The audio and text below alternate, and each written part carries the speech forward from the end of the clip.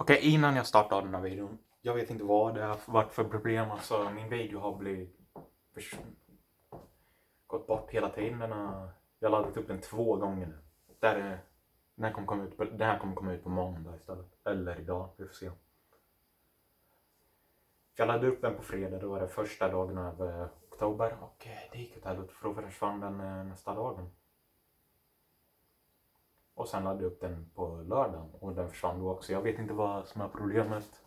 Varför förhoppningsvis kommer det här vara sista gången den försvinner. Förhoppningsvis. Kommer det bli den sista gången den försvinner. Hoppas jag. Så det kanske kommer bli dubbelt content. Lite mer framåt för på grund av att den försvann. Jag vet inte varför problemet är, men jag vill fortfarande komma till 30 avsnitt. Och då får jag göra 2 avsnitt kanske varje dag.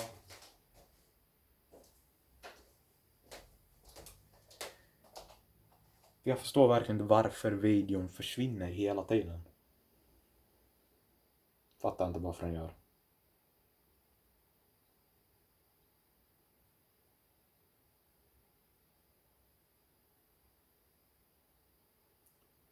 Men i alla fall, vi kan gå in i videon nu istället för att sitta här och babbla om det. Men jag vet faktiskt inte varför jag fortsätter så. Så det får nog bli dubbla videos. För jag vill komma in till 31 avsnitt. Men då går vi in till den här Scary Story Animated. Det här är också en Scary Story Animated. Fy fan vad stör den här reklamen är. Oh, fuck you. So. After my divorce, I moved into a new neighborhood with my 6-year-old daughter, Dorothy. My husband and I tried our best, but sometimes things don't work out as you expect them to. He was having an affair and eventually came out about it. He said he wants to start fresh with this woman. I, on the other hand, was aware of all this, but procrastinated confrontation, thinking about Dorothy. But when, as a father, he didn't care about his daughter, I realized this man doesn't deserve us anymore. So I let him go and stepped into a fresh start myself as well. I rented an apartment in a moderately looking building. I didn't want to spend much at that point because I was awaiting a promotion. I planned to shift to a New York office and stay with my mom for a while.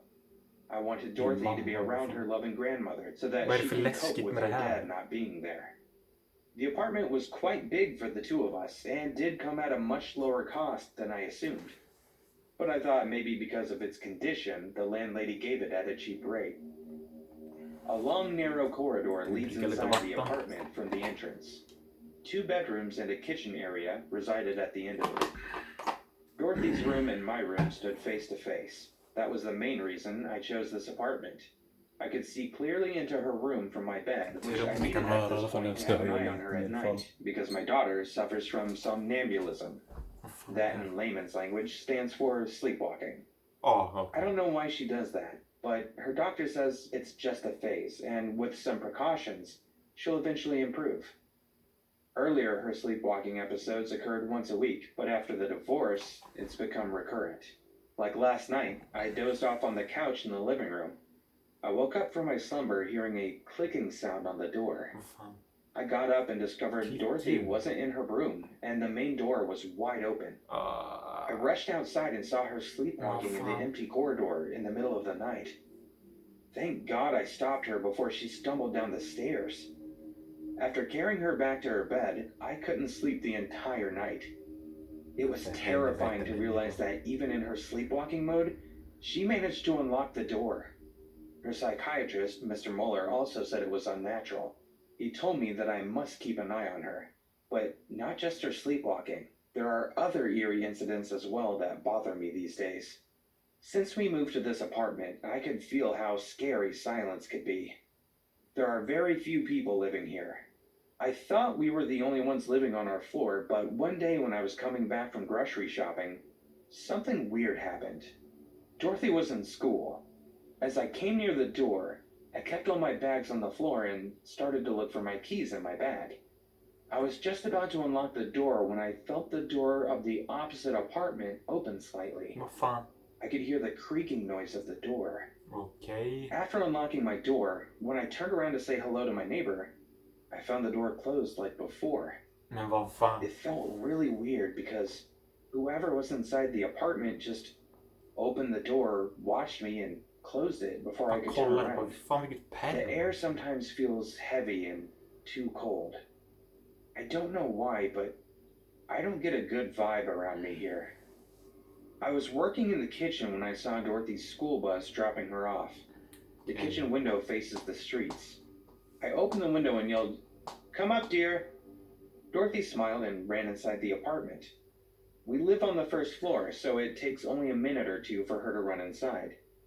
But when 5 minutes went by and still she didn't get in, I got worried. I came outside and saw she was standing near the door of the opposite apartment. She was smiling like she does when... Jag tror faktiskt att mina föräldrar sa att jag har kanske gått i sömnen en gång. Men jag har inte gått sådär så jag låst upp dörrar och sånt. Det har jag inte gjort. Men jag har gått i sömnen en gång.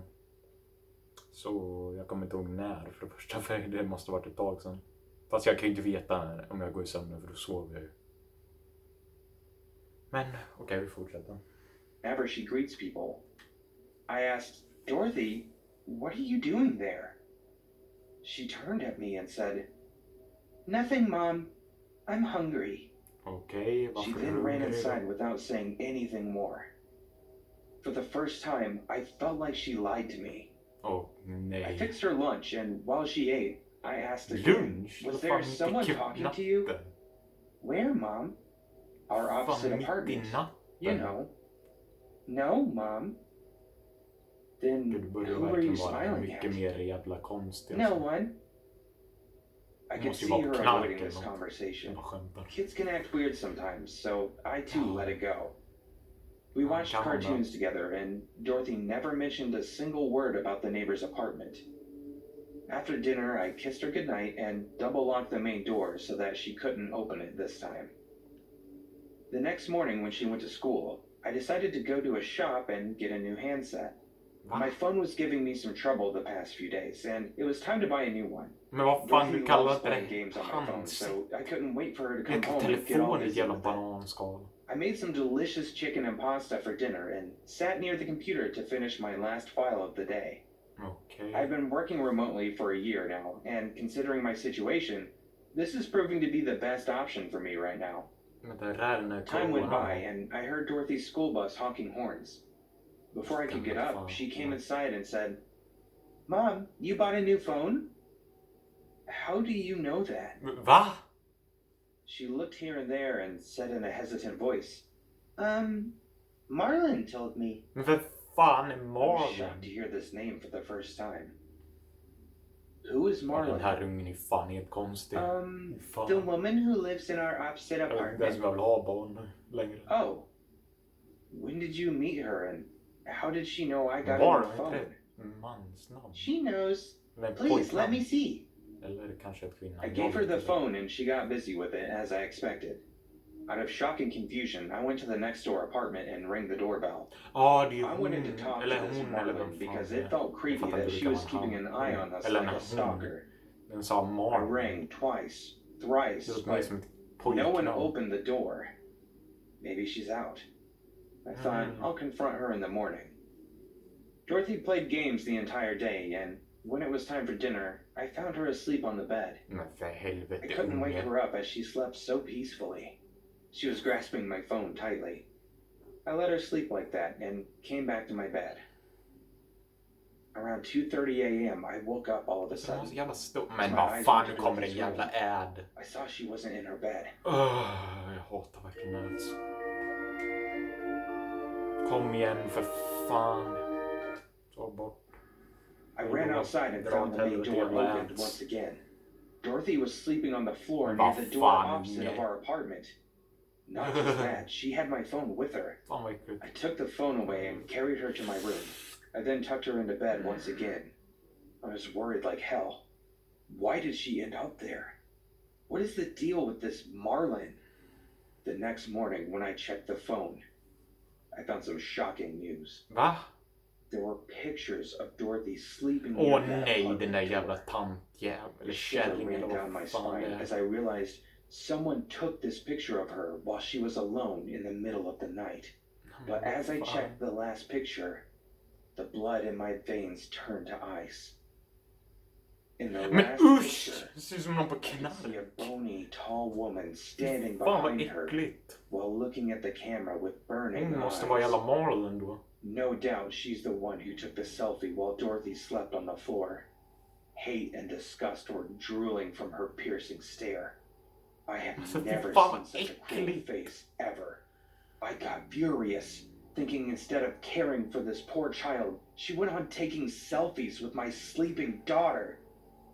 I was going to call the landlady to complain about this Marlon when I heard heavy breathing behind me. And as I nej. turned back, I saw a woman-like Fy fan, figure vad walking äckligt. away. Look at her Dra åt helvete, audacity. kvinna. She Vad är entered för my din house kamp? and was watching me all this time. I rushed and peeked in the corridor to scream at this mannerless, weird woman, but I froze. The woman in the picture was standing near my main door. She was standing at the end of the corridor with that same scary stare. Men What she usch. did next freaked me out. Without opening the door, Vad fan står she hon kind där of för? passed through it like Men air and usch, hon är ett disappeared. spöke. I couldn't believe my eyes Där är ingen and historia screamed while troligtvis fainting on heller. the floor. When I woke up, I saw our landlady, Mrs. Smith, was standing near my bed, while Dorothy sat near me. She came to hear my scream that also woke up my daughter. Dorothy opened the door and somehow let Mrs. Smith in. I told her everything, and she shook her head with a guilty face. She told me that the reason I got this apartment for a cheap rate was because of some disturbing reasons. A woman named Marlon stayed next door who hung herself after losing her daughter in a car accident. I left that place right away. Nej. But it still scares me to sleep Fan, vad du thinking my är- daughter and bara I låt saw dem a dead stanna woman där. inside our apartment. Since then, Ja men usch, surprisingly, sluta nu.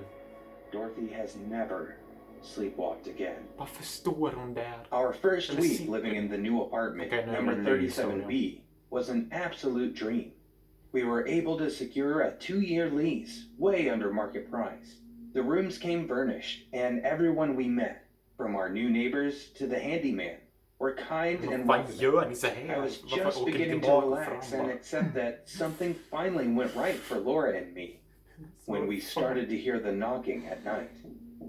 There it is again, Mike, Gud, Laura gud. said, looking up from her book. Don't tell me you didn't hear that. Fan, We were in katten. bed, Netflix droning in front of us, while Jävla Laura read and Netflix. I played my Switch. Åter. I put the Nu console sitter du och down and spelar listened din jävla closely. Nintendo Switch After 30 också. seconds, I did hear something. There was a faint thump from somewhere outside of the bedroom.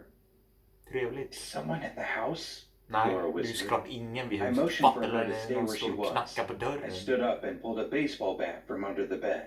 Men fan tror Digging du det här carefully in my ligger nu? socks, I opened the bedroom door. It was dark in the rest of the apartment. Our calico cat, Zelda, headed out after me as I inched into the Vad hall. fan är det för fel på Lifting the katten? bat Ryggen high, ser ut I som något waited. brutit av den. I listened. More than a minute of silence passed. Who's there? I shouted, not sure what the hell else you're supposed to yell in that situation. It was coming from the kitchen. I pawed at the wall, searching for the nearest light switch. Why the fuck didn't I keep a flashlight on the nightstand? Men för helvete. I finally found what I was looking for. The hallway lit up. The glow barely touched the kitchen, a small room full of shadows. Watch my back, I whispered to Zelda, who was staring down the Hon är hall. en jävla katt. I moved quickly, turning on any light switches Fattar as att den I här passed. katten kan inte göra något. The Den kanske kitchen kan was empty, riva as den was här, the men living room, men the annars spare kan bedroom, den inte göra and the så mycket. bathroom. There were no more thuds. All clear, I called out to Laura. She popped her head out of the bedroom doorway. It sounded like a platoon marching through the apartment. Är du dum I i shrugged. huvudet eller kärra? Old pipes? Gamla Pipes. rör, Laura dum scooped i up Zelda huvudet and went eller? back inside the bedroom. Or we have a ghost. Ja, I det- smiled and rested the bat on my shoulder. Laura was always a little superstitious. There was a reasonable explanation for the sounds. Vadå? My smile slipped. I went and double-checked the deadbolt and the locks on the door, just to be safe. Nej, men för Laura and Zelda were both asleep by the time I got back into bed. I spent a long time staring at the TV on the wall without really watching the show. Just as I was drifting off to sleep, I thought I heard a faint scratching sound from the wall above the headboard. The noise didn't repeat, and I managed to convince myself it was my imagination as I closed my eyes. We noticed the smell about 2 weeks after moving in. The odor was bad when you were in the living room. Even worse if you stood in one corner of the kitchen. There was a draft in the hallway, but only during certain hours of the day, usually early morning or just after dinner. New sounds popped up nearly every night. Thumps and knocks and scratching. At least once, Laura swore she heard whispering. Tying all of the strange happenings together was a constant sense that we were being watched by someone or something. The sensation was strongest whenever I stood in front of a mirror, to the point where I started avoiding them entirely. Laura got to work immediately, trying to cleanse the apartment.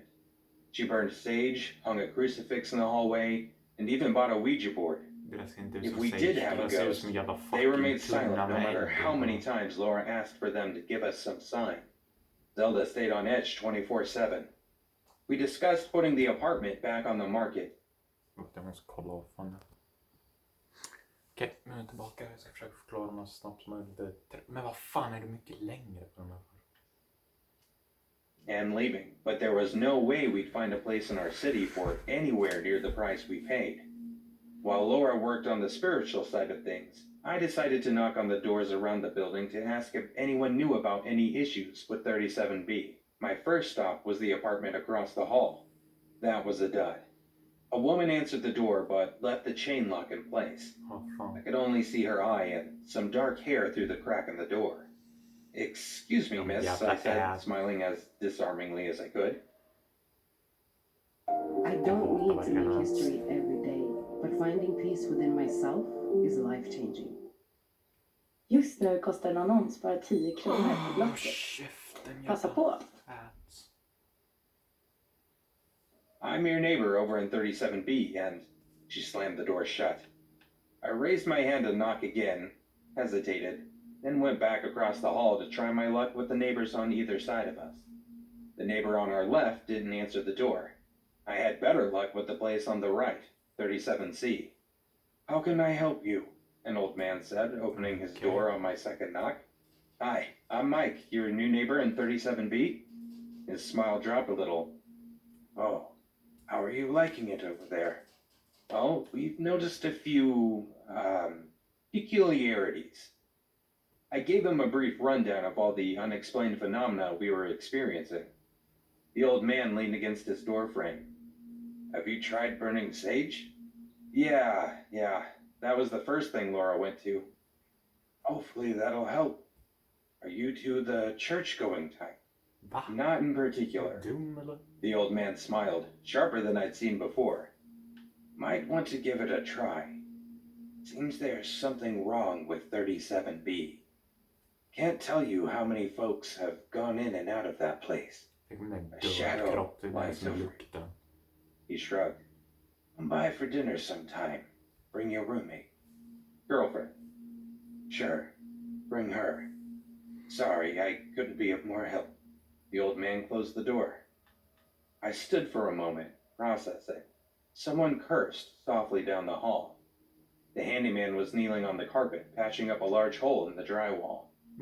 "Was there somebody throwing bowling balls around out here?" I asked, walking over. "Either that or there was an unlicensed hallway rodeo." The handyman stood up, removed his work gloves, and held out his hand. He was a young guy, barely looked out of college, skinny and pale. I'd passed him a few times on the stairs. The guy was always smiling, usually humming to himself. Oldies mostly. If my neighbors didn't have any answers, maybe the handyman could shed some light on the weirdness in 37B. I gave him the same bullet points I had told the old man. The handyman chewed on his lip and stared at the door to my apartment. "Maybe I shouldn't tell you this, as it's only a rumor, and an ugly one at that," he said. "And take this all with as much salt as you'd like. I don't personally believe in ghosts, spirits, or any of that, but if there was a haunted apartment in this building, it would be 37B. There was a death there a few years back. Ruled natural causes, but I always had some doubts. Nice old lady, lived alone. The only visitor was her brother, and just some cats for company. When they found her, the cats had already started chewing away. The handyman noticed the look on my face. Sorry, that's a bit too much information. I have a bad habit of oversharing. Anyway, rumor has it there were some suspicions that the woman had a little help dying, but nothing was ever proven. Even since then, it's like the apartment has been cursed. Folks don't usually manage to stay there more than a few months. Creepy shit, my man. Did they ever question her brother? I asked. Sounds like he would be the #1 suspect. Not sure if they did, but you could always ask him. Do you know where he lives? Sure, and so do you. You've already met the fella. He lives alone in apartment 37C. I debated telling Laura about my conversation with the handyman, but ultimately decided to sleep on it. The truth was, I didn't even know what I'd tell her. Hey, honey, looks like our apartment might be haunted, and it's possible the killer is living next door. Oh, also, he invited us over for dinner. I was up late that night, trying to distract myself with a game. Laura was sleeping with Zelda curled up on her chest. The thumping sound started around 3 a.m. I put my Switch away and began walking slowly around the room, trying to follow the sound while not waking Laura. The thumps stopped in the hallway outside our bathroom. When I flipped on the light, the room was empty, but the sensation that I was being watched was practically vibrating the air. I stared at my reflection in the mirror for the first time in days. Nothing appeared out of the ordinary. There were no gruesome figures lurking behind me, no shadows creeping closer, but it was cold, as if there was a draft. I glanced around the room. One of the towels hanging near the mirror was moving. It was barely a twitch, but unmistakable. The draft, the cold, the sense of being watched. I stared at the mirror as the pieces fell into place. It's only a suspicion, but if I was right. I walked out of the bathroom and headed back to bed. The thumping sound followed me, dull but close, like it was coming from inside the wall. I pulled the baseball bat from under the bed, then returned to the bathroom. Again, the thuds followed, but before they could catch up, I raised the bat shoulder height and swung it into the bathroom mirror. The glass exploded outward, raining razor shards into a hole in the wall. Someone shrieked. "Mike!" Laura yelled from the bedroom. I advanced on the broken mirror, still holding the bat. The opening was roughly the size of a manhole cover, big enough for a person to squeeze through, but far from roomy. It led into a hollow in our wall. Someone inside screamed again. Then I heard the sound of crunching glass, of a heavy object, half running, half crawling. Laura sprinted into the doorway. "Jesus, Mike, the mirror! What happened? What is that hole?" "Call 911, I told her, still watching the opening. It was too dark to see into the hole, but more sounds came drifting out, followed by other sounds, wet sounds, and sobbing. I didn't take my eyes off the remains of the mirror until the police arrived 10 minutes later. By then, the screaming had stopped, but something was still gurgling inside the walls. The cops weren't eager to climb in to investigate. One of them shined his flashlight around and did peek his head in, but said the wall turned a corner close on the other side, so he couldn't see much, but he did see broken glass and blood. Lots of both. We didn't get a full picture of what happened until the fire department arrived, and a brave woman, small enough to climb through the opening, ventured inside the walls. She had to shimmy along between the sheetrock until she was able to round the corner. That's where she found our handyman. The man was completely nude and covered in thick gray grease. Our nighttime visitor, the one thumping in the walls and watching us. We found out later that all of the mirrors in 37B were one way, like they have at police stations. The handyman could see us, watch us as we brushed our teeth, combed our hair, and even showered. He was just thin enough to squeeze through the space between the walls with the help of a little grease. Over time, he'd made tunnels and doors and hiding places all around the interior of the apartment. Some nights he might have even slipped out to roam around without our knowledge. It was a chilling thought, but at least he wasn't a threat to us anymore. He must have been right at the mirror when I'd broken it. The falling glass cut him badly. Wounds made worse when he must have fallen in surprise right on those sharp edges. When he saw me in the opening and heard Laura yell, he panicked, scrambling to crawl out of sight. Glass ripped up his arms, his feet, even his stomach and throat.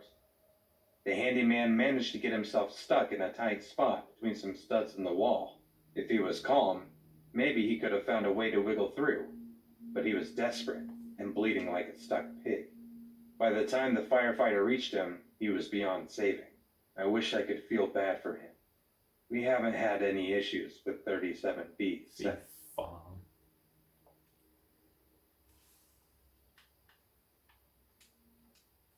Men i alla fall, det var Halloween-video nummer 2. Förhoppningsvis kommer nummer 1 stanna, hoppas jag. Så den inte försvinner igen, för då kommer fan bli galen.